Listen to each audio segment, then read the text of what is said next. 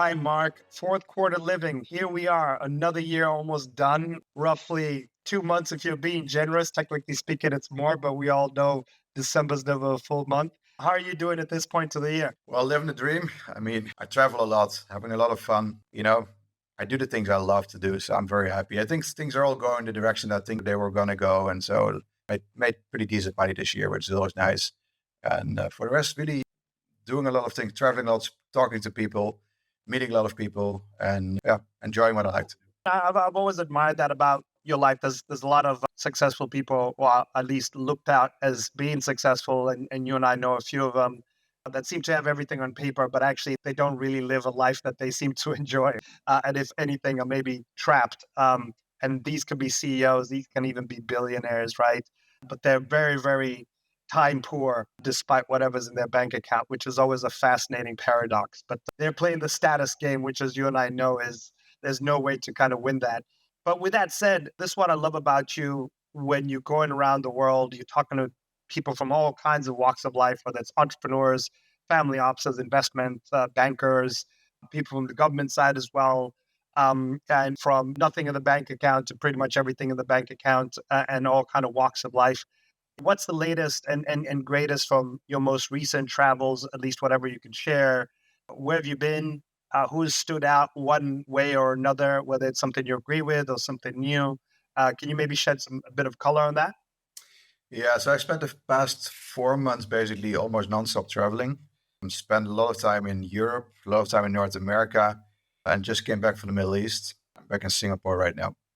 This came back late last night, so a little jet lag, but I'm fine. Coffee always helps. I mean, things are changing fast, I have to say. It's a couple of things. Things are deteriorating most of the world, let's put it that way, especially in the US and in Europe. I hadn't been in the US for over a year, almost 2 years, I think, because I spent most of my time in Asia and the Middle East nowadays. Yeah. And so I spent the summer mostly in Boston and New York City. And I mean, as I was living in downtown Boston, it's just, the roads are bad, the public infrastructure is pretty bad. And Boston is a good city compared to many other cities. New York City, the same. People don't seem to realize it. They take it for granted. They think it's normal. They think they live in the best country in the world. But in reality, it's not. It hasn't been for a long time. And that, of course, is part of why this whole polarization thing is happening. Well, not only in the US, but especially in the US. In Europe, things haven't been great for a longer time, I would say. But what I'm seeing there is also, of course, more and more polarization. But also, I think people are really starting to have less money. If you feel that, it's the decisions they're making about, I mean, friends of mine, decisions they're making about what restaurants to go to, for example, small things. But I'm like, yeah, I mean, that's not something I would ever think about, of course, but I understand it. And the people, Again, this is the delta, right? Because this is stuff that they would never have been talking or even discussing about before.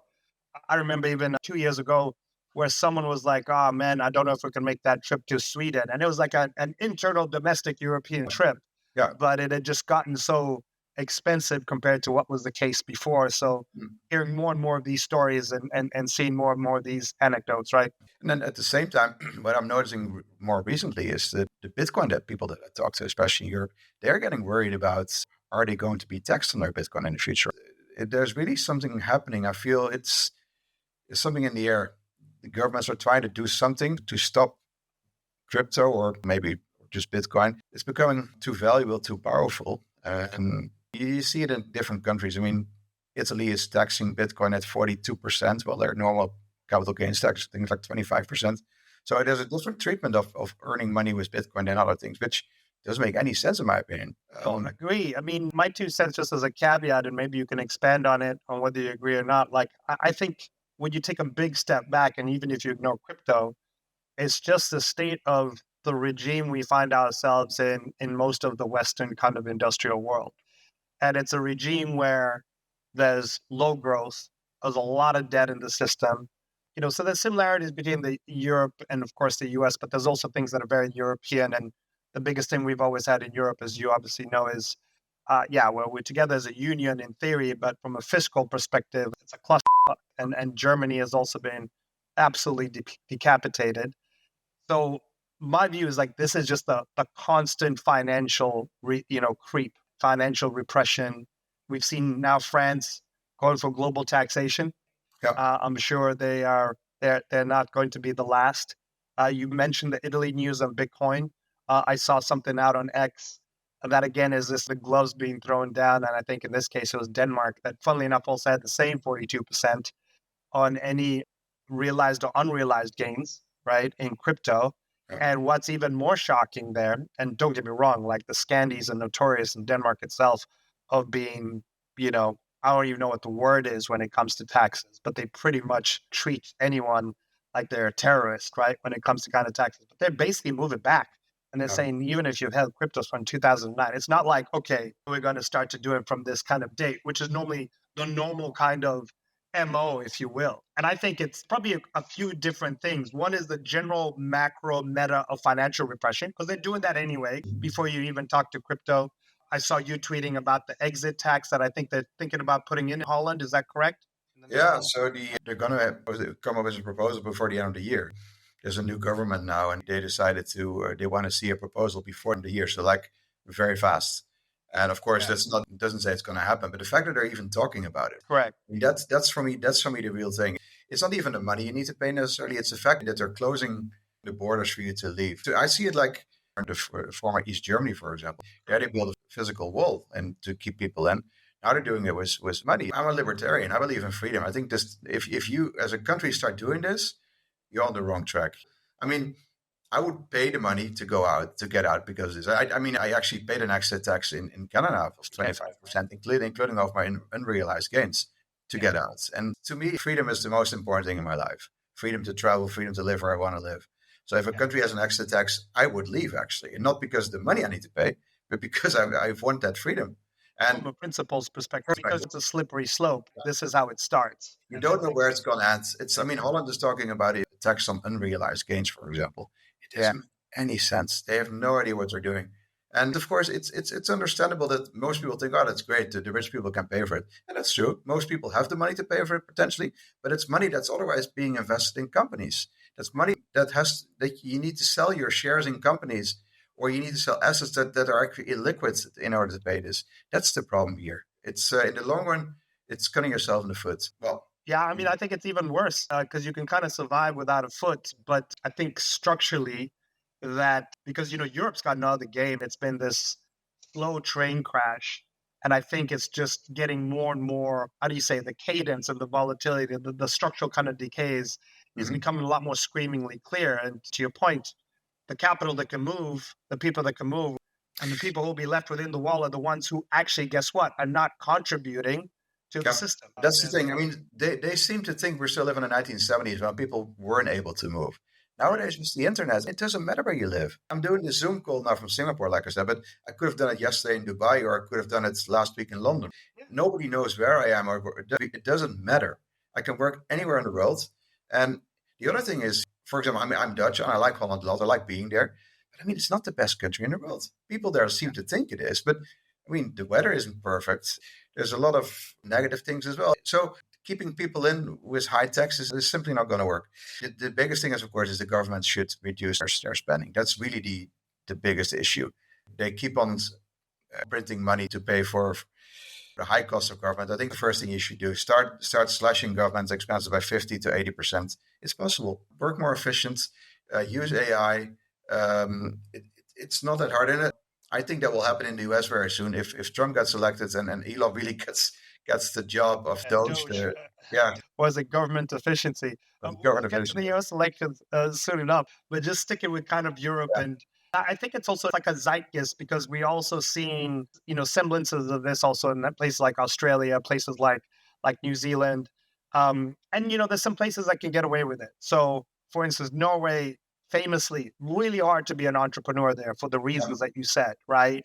You have around your company finally breaks through, gets marked up from 25 million to 250 million. You have to pay taxes like that. So literally, entrepreneurs have to kind of move. Norway doesn't matter. They're so rich because they have all this oil. They have a sovereign wealth fund, which, by the way, from everything I've seen, is fantastic in regards to transparency and accountability. Whether you agree with it or not, there's that, very few sovereign wealth funds put their results up, and my hats off to that. We should definitely see kind of more of that. But they can obviously play that game. But a lot of other countries, and most countries, I would say, really can't do this, especially kind of in Europe. So to me, it's shocking. And I hear you on, yes, there's too much government spending. And I hear you on, yes, it's actually quite, it's simple. It's not saying it's easy because the hard part is, of course, fighting the incumbency, fighting the deep state. And, one of the best expressions I ever heard was, don't underestimate a bureaucrat in Brussels because they just have such a cushy lifestyle. They have Yeah. such a protected lifestyle. It's almost like feudal lords, right? They get a budget, they get a summer house, they get all of these things.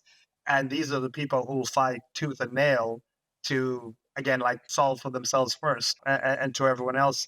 And we'll get to the US soon enough. And I think a lot of people forget that what's happening in the US, there's a lot of themes to it globally. It's not just a US phenomena. Mhm. And you could almost argue that quite a bit of that has been happening in Europe, but maybe with a lower kind of volume. When you look at places like Holland, which we both love, and I also get your point. Your point is the establishment need to understand that regardless of how great they think their country is, it's only one of so many countries, right? There's optionality there like never before for people, and you can only push people so much. How does the political kind of scene look in the Netherlands or any other country in Europe where maybe you could have a team Elon or team RFK Jr. that could be coming in to kind of put real structural kind of reform? Are you seeing any semblances of that at all or anything like that? I know Draghi famously was trying to put something through, but that maybe was already kind of shot down before it even escaped the gates. Because again, it's more money, right? Rather than going back and necessarily fixing maybe the bucket. I'm just curious what your thoughts are on that. No, I don't see anything happening in that direction in Holland at this point. It's all about spending more money. It's crazy. No, nobody takes the initiative. And I know that there's actually an idea to set up a Bitcoin party in Holland. So that may be something that might help. But I mean, that's only Bitcoin, right? It's not about efficiency itself. It might just help solve finances in the future if it even happens. Yeah, Um, yeah, yeah. But the thing and is, again, it's the execution on that rather than yeah, maybe just trying to catch votes, right? correct. I mean, but the thing is, most people, they don't understand that governments are inefficient. And also, look, most people work for big companies that are just as inefficient as governments. Right. It's just Right. people don't realize it. Google is famously It's known unbelievable. for that. And people, so nobody wants to speak out against it because in the end, it could cost you your job. I Correct. mean, I found the example of Twitter when Elon took over so amazing. I mean, he fired 80% of the people there, and it Something like still that. works. Yeah, It correct. works better than before. I Correct. mean, I don't see the Yes. fail wheel anymore like we had before Twitter, right? It works. So if Twitter can get rid of 80% of the people, I mean, for sure governments can, and for sure most other companies can. So, and with AI, it's going to be even more efficient. So someone has to take the initiative, but nobody's doing it because they want to preserve their own jobs. And that's really the intrinsic problem. So I don't see it happening Yeah. because even parties that would come up with these ideas, they will not get votes because nobody in the government will vote for any party that will, potentially take their job. Because they all Correct. know that they're inefficient. They all know they don't work that hard. They say I work so hard from 9 till 5 every day and I'm so tired. And come on, guys, that's not work. Yeah. Yeah. It's like Yeah. Yeah. anybody. I used to work from eight till 10. I mean, 8 in the morning till 10 at night for years, or harder than this. And anybody can do that who likes their job. But I guess they're miserable in their jobs. So Yeah, and I guess and what we're saying here is it's not that there's not like some hard workers or people who really want to make a difference in the government. It's just the way the system works, yeah, right? It's just hard to make any radical changes because again, the system, in my mind, it's optimized for longevity of the people who are running it. It's not actually optimized for its people, yeah, right? I.e., taxpayers and citizens. So yeah, it's really, really a tough nut. And we've not even talked into Germany, and maybe that's a whole nother special kind of case because I think that's also something where people are not really fully appreciating what's happened over the last few years with the Green Party, with, getting off of nuclear, which of course now they're trying to kind of get back on. But, we talked about this on the Tesla interview, right? When they're starting to shut down factories for the very, very first time, right? And yeah. this is supposed to be the birthplace of, Western industrial manufacturing, right? In regards to high grade, high end. So it's tough. What about a few maybe of the bastions where you tend to hear maybe more positive news. Now, granted, maybe it's not hard because it's Europe, but it's a relative world. But I've heard some great things about Portugal. I've heard some great things about, let's say, parts of Switzerland as well. A little bit more venture, a little bit more kind of startup-y, crypto. Barcelona, I've also heard. Do you have any data points, or have you heard any notes from out of there? I know you also were in Spain a few weeks kind of back. Just kind of curious if there's any bright spots at all in some of these places. Oh, No, there are a lot of bright spots. The only problem is that you don't know what's going to happen tax-wise in these countries. They can change any country in the EU right now. There's a danger that they're going to put an exit tax on you, or they're going to put an incredibly high tax on crypto, for example, and maybe even going back to 2009. These things are, as an entrepreneur, you would not set up a business, at least not a crypto business, in any of these countries. You just don't know what's going to happen. So I would say Switzerland, especially the Zug area around Zurich, that's a good place to start. If I would move to Europe right now, which I'm not going to do, that would be the place I'd probably look at. Yeah.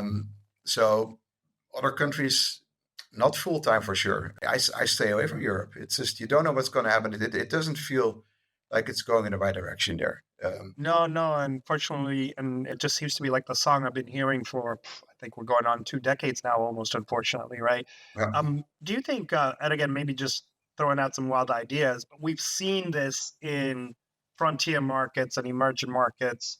We, of course, see it also in the Gulf, where you and I have been spending a lot of time.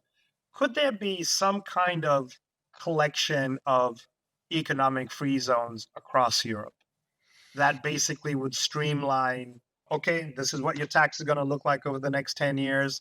These kind of certainties, because as you and I both know, right, building a company, I mean, it's fucking hard, right? Before you even need to worry about structuring and is the tax law going to change and talent and everything kind of like that, right? Because to your point, it's like, why would you do it? Why would you already make things difficult and already an exercise that's super, super tough? Could you see a pathway for maybe something like that? I mean, I have no idea how it would work or how it would even be put through. But I think it's like anything. If enough people sign up, maybe there could be a string of countries that could support it, right? Yeah, I mean, it might be possible to do it, but I don't think there's the political will to do it at this point. It's all about taxing more, not about taxing less, not about helping companies to start, because these bureaucrats don't understand what it takes to be an entrepreneur. That's the thing. It would be a solution, but the other thing is also, would you really trust governments if they tell you you're not going to have paid, you only pay a low tax for the next 10 years? I just don't. I mean, I had the experience in Canada where literally a deal I made with the Canadian Revenue Authority was changed afterwards. So I don't trust governments. I don't trust tax institutions. They all need more money, and they will find ways to find more money. So we're on the wrong again. Yeah. And so if we have to, let's say, extrapolate forward like Europe, the next, call it 3, 5, maybe 5, 10 years, right? It always seems to take longer, and then it happens quicker than you thought was possible. I mean, what's the equilibrium, I guess? Because what's very clear is this pathway is not sustainable and has not been sustainable for a while. I think they could get away with a lot when Germany was firing kind of away in all kind of cylinders, and it was a more kind of stable place, and energy costs were also low. And of course, there was still that much debt in the system as there is today. Do we go back to a fragmented breakup again? Is that the only kind of solution? I mean, if I was Germany, that's what I'd do tomorrow, right? Because what else can you do, right? When you have such high costs, energy that you can't kind of control, and you're basically an export hub, right?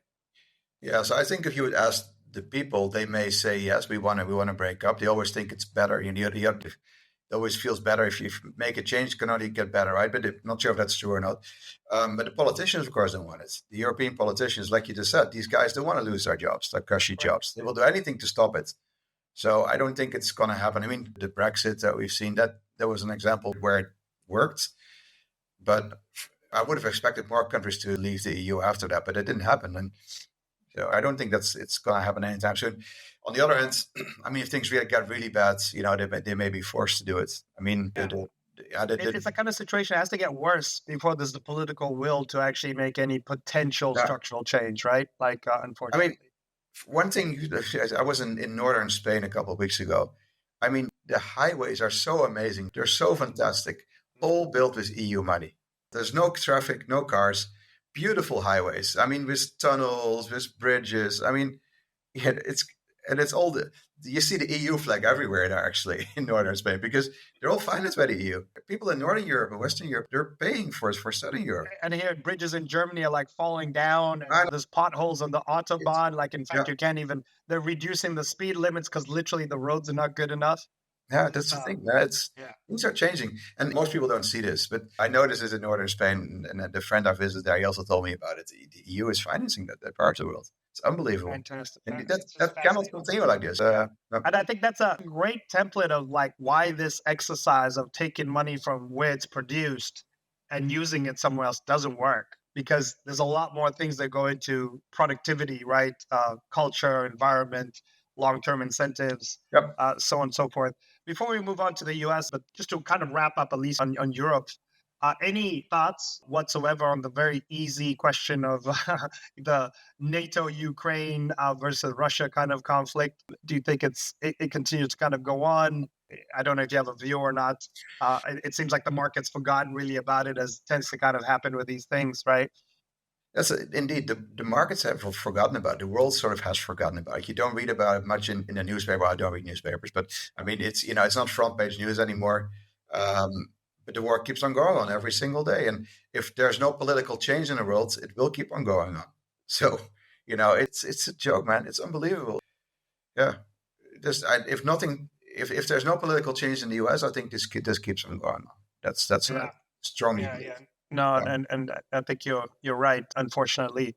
And then with that said, we got the US elections November 5th. Hopefully there'll be a clear winner either way rather than a photo finish that may see us maybe wondering for weeks, maybe even Yeah. months. I definitely think it's not unrealistic to say that in the delta of conflict or some kind of civil strife is improbable, but a bigger win by either party would be much more kind of clearer.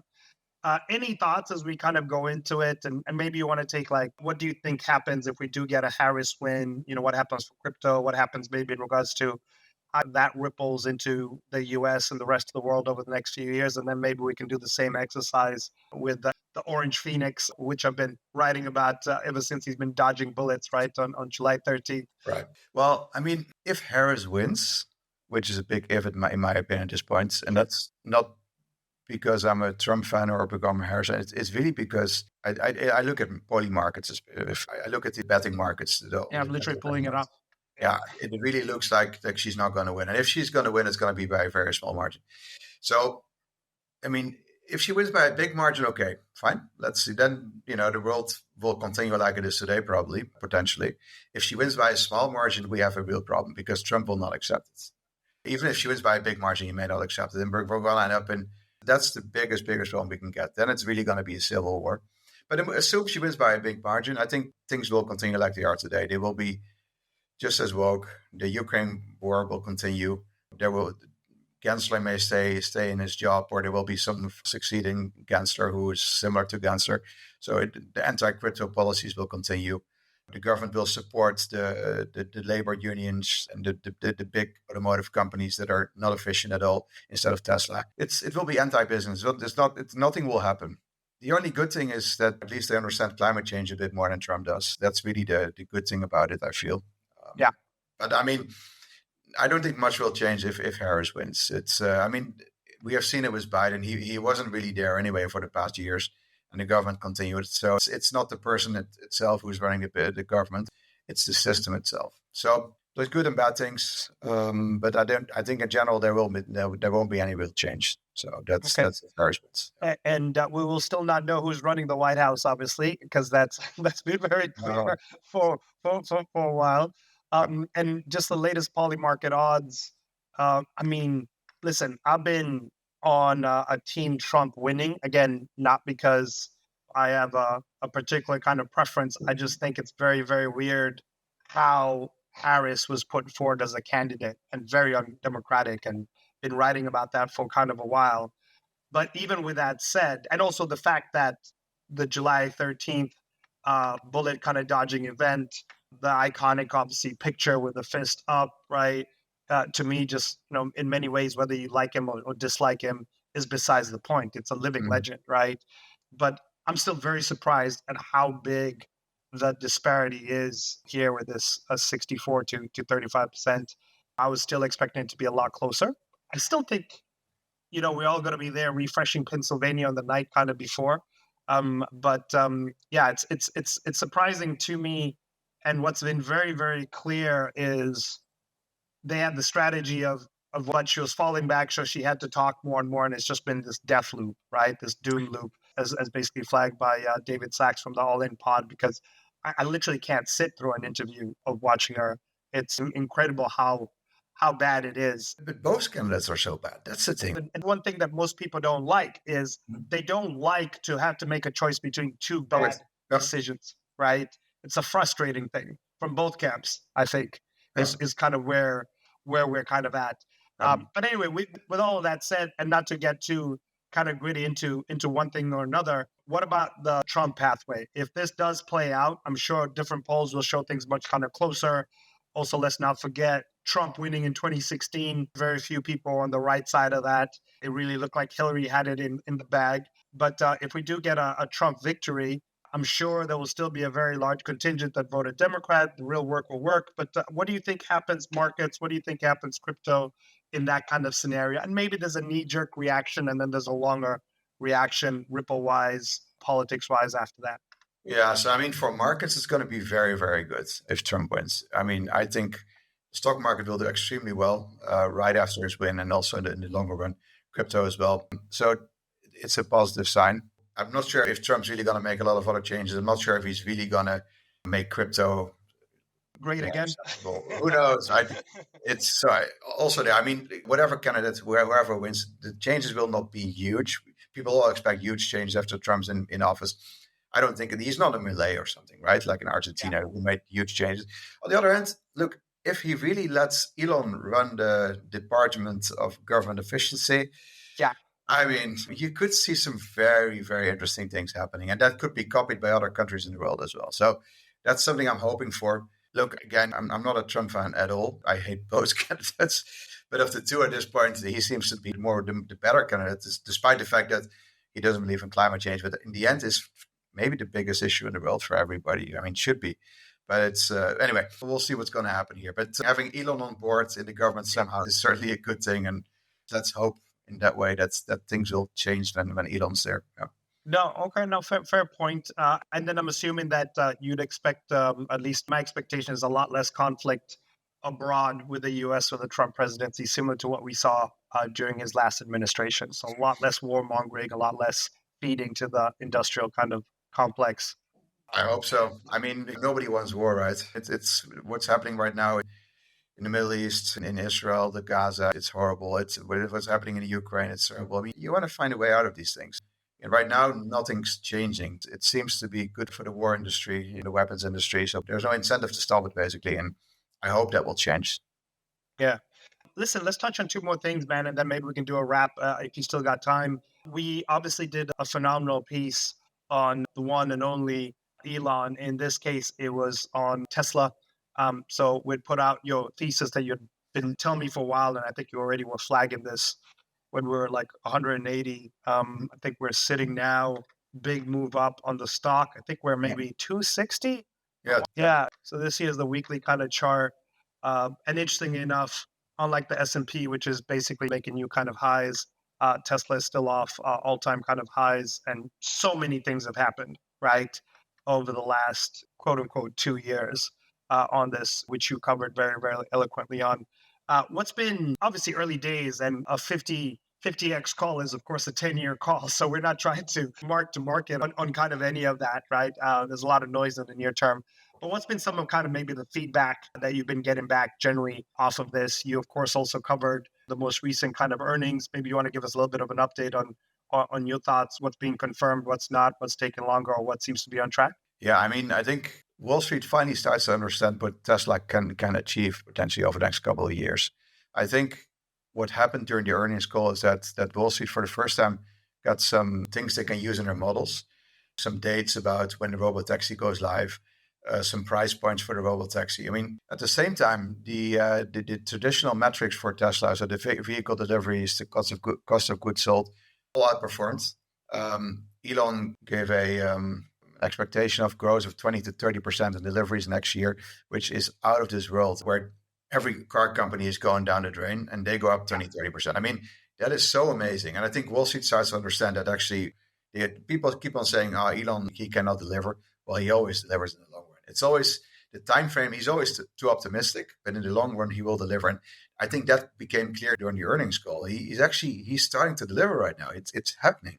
The FSD is going to be rolled out next year, potentially in California and Texas, so the robo taxi. I mean, if that really happens, I mean then people can really model it, and then the stock price will. I mean, it's now 260. It could go to $1,000 in the next 2 years. Dude, this is like almost a 20% pop overnight, or 22% in one session. And I'm sure there's still a big structural short out there with those that kind of love to hate on Elon. Pretty stunning from that side. There's another piece also that's tied to Elon Musk, which was, of course, on the SpaceX side. Saw the capturing of something that's bigger than the Statue of Liberty. Any thoughts on that? I know you spent a lot of time looking at space ventures, in addition to kind of course, AI. Correct. But I'm just curious what you were thinking about when we saw that super monumental kind of event. I mean, he's again doing things that nobody else even dares to think about, right? Yeah. And he announced it a few years ago that he wants to try doing this, and people were like, "Yeah, it's a joke. He can never do this," and he does it. I mean, it is so amazing. Yeah. And People have not. people still think he's a liar, still think he doesn't perform, he doesn't deliver. I just don't get it. I mean, they are literally looking too short term. They need to zoom out and look at what he said 3-4 years ago and what he did. And in the end, he delivers. So everything he said on the earnings call, everything he said during the robotaxi event on October 10, they're going to do it. And the same for SpaceX.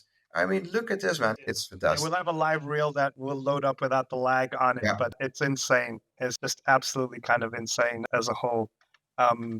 And again, completely undercovered by the mainstream media, right? And that's why most retail investors are missing this. And even the Wall Street investors. They read the Wall Street Journal, they read the Financial Times, they watch CNBC, they read Bloomberg. But they don't spend time on Twitter where you can find the real alpha, where you can find the real information. I've been telling so many people over the past couple months, Tesla is going to outperform. And they're like, nah, I don't think it's going to happen. Electric vehicles not going anywhere. And like, you don't understand it. And they're like, no, well, you're wrong. And okay, well, I'm just laughing. I mean, I bought a lot of call options Tesla. And so last night, but this morning when I woke up, I was like, okay, perfect. That's how it is. Yeah. All good. So just to wrap up, let's take it back to crypto. Here we're talking kind of big picture thoughts. We obviously covered going into the election and out of it. We've been trying to get past this 70K to, of course, go back and try and punch through 74,000. And I think we've established, again, depending on where we are before the election night, a Harris win is probably near-term negative. Trump win is probably near-term positive, but also structurally that much more kind of positive. What are your thoughts where we are in the cycle, just in general so far? Any observations on the HODL side, which is one of the hats that I wear literally, as well as on the reform side? It's kind of been frustrating because on the alts, it's been memes, which are very hard to play. For every dog with hat, there's probably 10,000 that go to zero, if not more. It's only really kind of been AI. And of course, any AI white paper literally looks like a copy paste of another one. So there's kind of this, I think, frustration in this part of the cycle, which happens, of course, right? It's not always all in kind of a straight line. You, of course, are an OG in this, having been active in it from 2013 and massively so, listing companies that were related to this. I'm just kind of curious, how do you think about it, where we are, and then also the backdrop of what we talked? We know the spending's not going to stop from the government anytime soon, right? We know that financial repression and creep continues. So what are you thinking where we are now? And it could be on Bitcoin, it could be on Sol, it could be on a few other things, just general top of mind thoughts. Yeah. So, I mean, I understand people think it's frustrating that we're for 7-8 months are in this range between 50 and 70, whatever it is. Yeah. I mean, if you look at the chart here, we're pretty close to breaking out. We're testing the 70 basically. And I think there's a lot of political uncertainty right now. We don't know what's going to happen with the elections. I think within a month, we're going to break out. I mean, at least if Trump wins, and we're going to break out for real. So the real next part of the bull market, the banana zone, as Raoul Paul calls it, it's happening within the next 3 weeks, probably from this point on. Okay. Yeah, that's what I believe. And It's out sooner. But yeah, at least new highs in Bitcoin, right? yeah, I And believe if so. they I start, mean, they start to move higher, yeah. right? Yeah. Look, if we're getting an election that's tied in the US, then it's a big issue. Then, but even there, look, in the long run, it will not change. Bitcoin is more the short term. I still think we're going to see big numbers over the next 12 months. Once it really breaks out, you see it each time when Bitcoin goes up, people are flooding into the ETF. So when it really breaks out, I think a lot more people will flood into the ETF. So it's just a matter of time. Agreed, agreed. It's just kind of curious on your take there. What would you say is the feel that you're getting from some of the other OGs, CT as a whole, your super user on X? To me, it seems very siloed, right? You have people who are like, oh, this is the end of the world. You, of course, have just the meme fanatics and then the right curve, left curve, as well as kind of in between. Would you say people are sidelined? You say people are exhausted? What's your kind of feel? No, the OGs are not exhausted because they've seen this play out 5, 6 times before. They're like, okay, we've seen this before. They'll know it's going to happen. I mean, the big traders that I know, many of them are just taking a bit of a break right now until the breakout happens.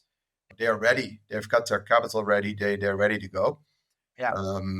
So I think it's more the newer people that's been in this space for 3, 4 years or less. They're like, oh man, when's it going to happen? And you see it in their tweets. They're like, they don't understand it. And the real OGs are like, okay, it's just another month, maybe it's going to happen. It's all about, we know where the world is going. There's so much liquidity coming up. Interest rates are going down. It's just, the money has to go somewhere. And the first thing that will go is very likely going to be crypto. Okay. So anyway, just so the rehash on the OGs, as you were saying, right? They're staying on the sidelines and they're just waiting, cashed up. Yeah, that's correct. The OGs have seen it so many times before. They're waiting for a breakout.